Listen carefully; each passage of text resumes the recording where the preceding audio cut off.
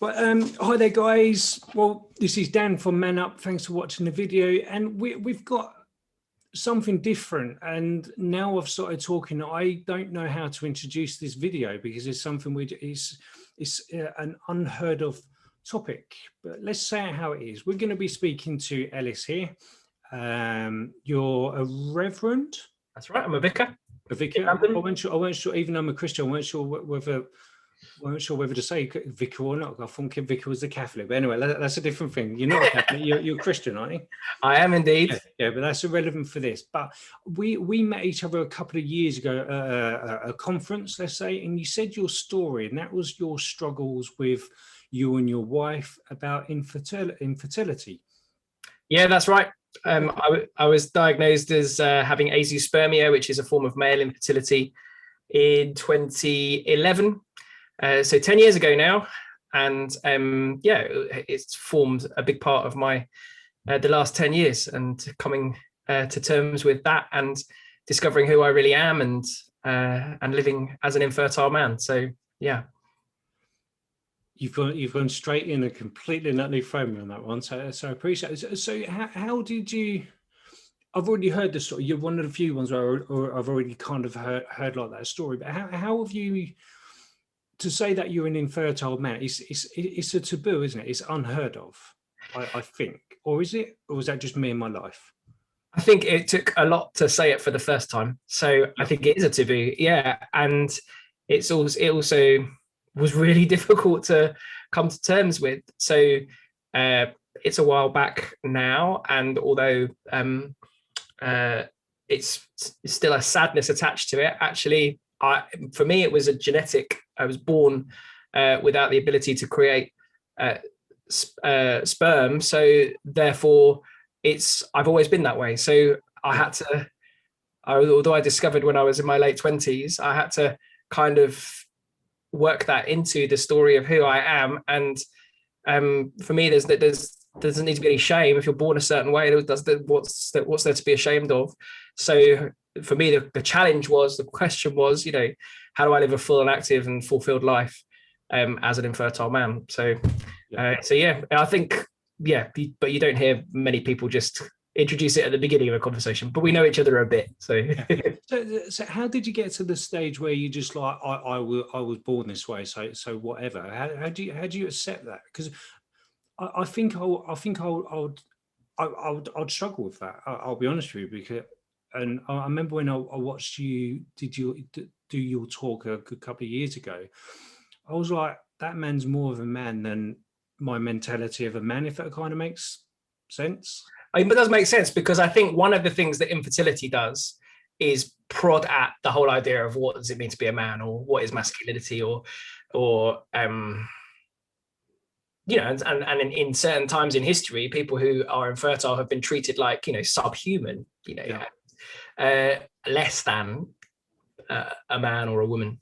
So I think that is true. Like it pulls at all of that identity, doesn't it? But I don't think it should. Like, I think there's just something in us that makes that happen. And so I've always liked to play with or challenge preconceived ideas. Yeah. I don't know how you feel, Dan, but I feel like we get brought up with this script that no one says, here's a script and this is what your life is meant to be like, and this is the steps that you have to take for it to be a fairy tale life or to be a real man or whatever. No one gives us the script, but I still feel like we get it. Yeah. And we're trying to live it out, and we're trying to get the lines right, and we're trying to go through the different scenes and stages. And that's bull, isn't it? That's just because we're all different, and we've all got different strengths, weaknesses, charms and challenges, and surely life is better that way. So I'm trying to learn how to live as me, and my infertility is part of that, but it's not the whole of it. Yeah, because you have got a child now, haven't you? Yeah, so we used fertility treatment with a donor to conceive our son, who's now 5, and all of that was a journey that doesn't go according to the script, right? It's not going to go wrong or be a struggle, but we had to, as a couple, got to wrestle with all of that. What were we happy to do? I had to think, am I prepared to be an infertile father. Yeah. It asks really serious, deep questions, but yeah. we got there. Yeah. And so our son's now 5. Yeah. Wow. I think that's the key, though. I've always said there's a big difference from being a dad up to a point, a sperm donor, and being a father. There are 2 totally and utterly different things. Yeah, because I would say I'm totally my son's father, and I'm totally infertile. So like those 2 things like contradict each other, don't they? But they are both true at the same time. And it was weird, after he was born, and we moved shortly after he was born back to London from Cambridge, and we lived right opposite a park. And so my wife, who'd be doing a lot of the feeding at night and all that kind of stuff, would hand him over to me, and I'd put him in the pram and go for a walk in the park. And the number of people who would like stop us and go, oh, look, and go, oh, he looks just like you. It's like, he has no genetic, well, I wouldn't say this to a stranger in the park, by the way. He has no genetic connection to me whatsoever, but still there is a connection because I was there when he was conceived. I was there when he was born. I've been there ever since, and I'm not going anywhere. And, we make our father-son relationship our way. No, and good on you. And by the looks of it, then that's not even at the back of your mind. Then that's. To be honest, I have moments. Yeah, I have, and getting to that place of deciding that we're going to do this. I mean, when I got my diagnosis, I kind of came out in a bit of a daze.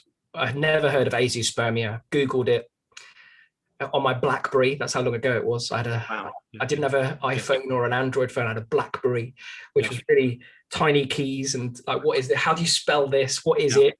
Reading it all. And actually, it was a few months later, I had a complete breakdown. I was sat at my desk at work. I was working in a communications team for a charity, working on multiple publications and websites at the same time.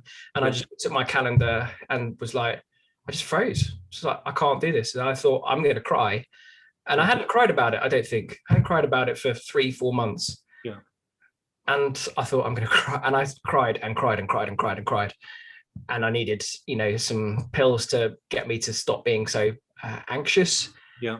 And everybody was sort of parachuted in, mum, dad, friends, and I had a massive breakdown that took me out of work. Eventually, I quit that job anyway, earlier than I would have done. And it took months to kind of come back to the point where I was like, oh, okay, this is me. Yeah. There's no need to be ashamed. I've been unwell. Yeah. Let's move on. Let's move through with all of this stuff. And figure it out. Yeah.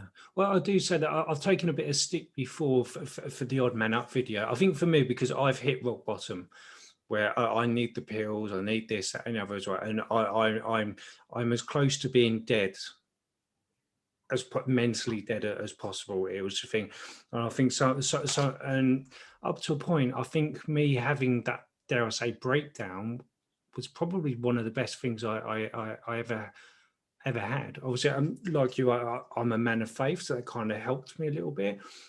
I must admit, at the back of my mind, sometimes when it comes down to mental health, I feel like I'm letting my church down, I'm letting God down and whatever else, because I should be happy and all this kind of stuff. So that kind of made it worse.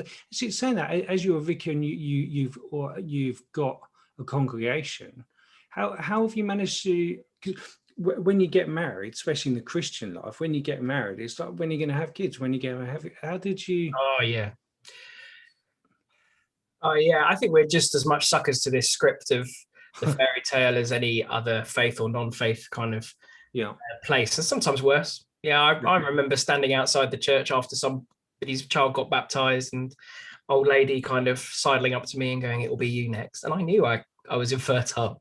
She didn't, but I did. Yeah. And saying the inappropriate things. I suppose where we make ourselves most vulnerable, we're vulnerable to the pain of those comments. And church should be a place where we make ourselves vulnerable. I think that's part of the point.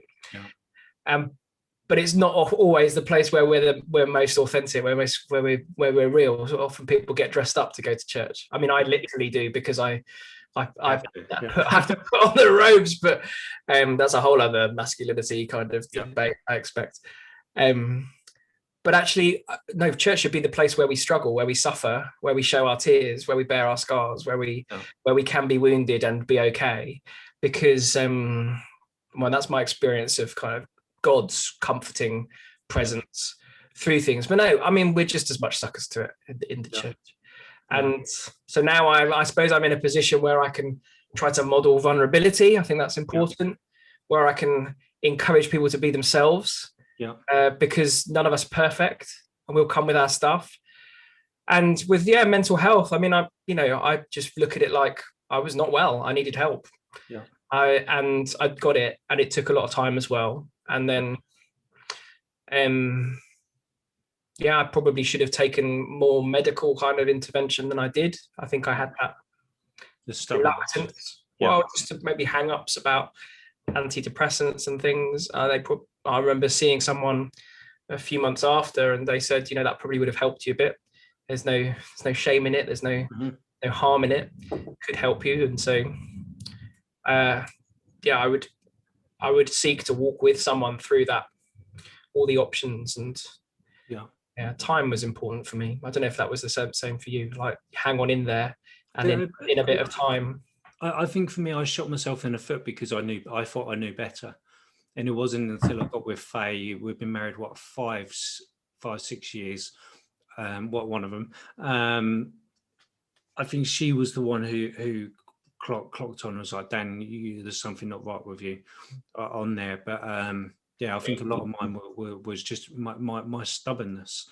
Is because I thought I knew better, and I'm often seeing racing motorbikes around racing tracks, or fixing an engine, or doing something manly.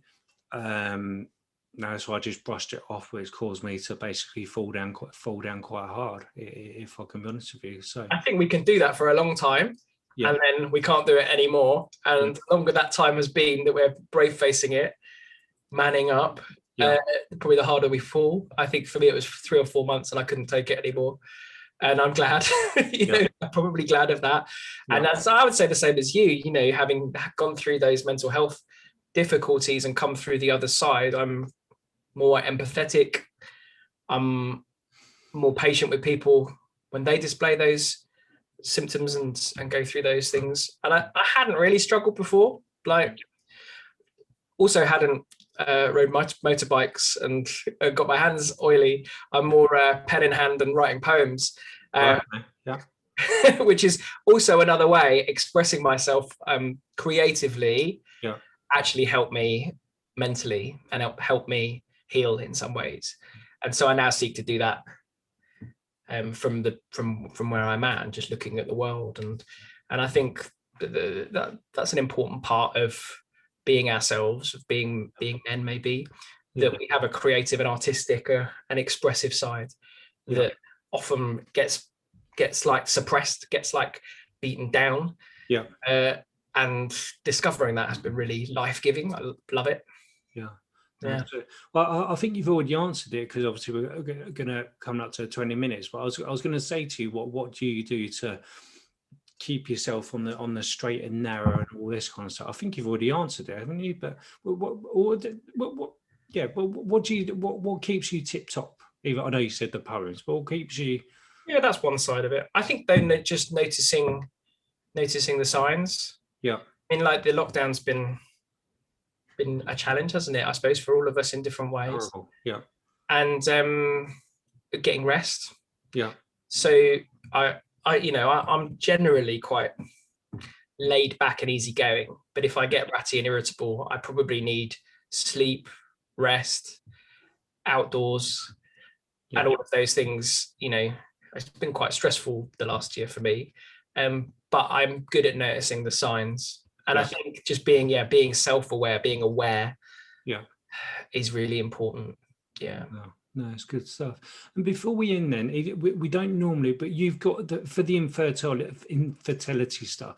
You've got your blog self, your Saltwater and Honey, isn't it? Yeah. So myself, my wife, and another couple, Lizzie and Dave, who met at Vicar school actually when Dave and I were training to be vicars, and we were going through our infertility journey. They were going through multiple miscarriages, and we started a blog out of the hurt of all of that called Saltwater and Honey, and that's tells you what you need to know. It's like the bitterness and the sweetness of life and infertility and faith and all of those things. And we juggle them around and try to help people know that they're not alone, that what their story is, it matters.